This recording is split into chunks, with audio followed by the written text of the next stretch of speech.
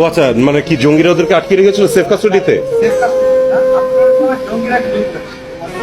যেমন আন্দোলনে যদি জঙ্গিরা গুলি করেও থাকে, তাহলে সেটার পাল্টা জবাবে ছাত্রদের গুলি করবে কেন?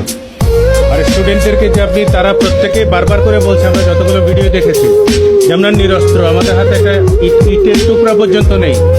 তারপরে লাইভ বুলেট যে মারছেন, আমরা যে আমাদের ইটের যে প্রেয়ারের প্রথম পোর্শন, সেই জায়গাটা তো সেটেল হওয়া খুব জরুরি। আপনি কোন আইনের বলে, কোন অধিকারে আসলে এদেরকে গুলি করছেন? আর গতকালকে দেখবেন আপনারা হাইকোর্টের গেটে যখন ওরা মার্চ ফর জাস্টিসের জন্য স্টুডেন্টরা আসছিল, তাদেরকে অনেককে চর থাপ্পড় মারতে দেখেছে।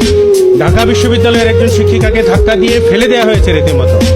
আপনি 2013 সনে যে এই হেফাজতে নির্যাতন বন্ধের জন্য যে আইন হয়েছে, সেই আইন হওয়ার পরে শিক্ষক, শিক্ষার্থী, আমাদের আইনজীবী, তাদেরকে আপনি চর থাপ্পড় মারবেন, ধাক্কা দেবেন, নির্যাতন করতে পারবেন, এই অধিকার আপনাকে কে দিল?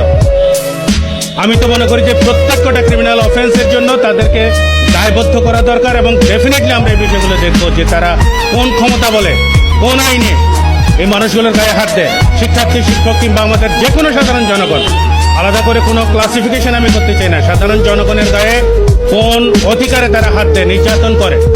এই নির্যাতন 2013 আইনে খুব পরিষ্কারভাবে বলা আছে যে তারা কি করতে পারবে এবং কি করতে পারবে না।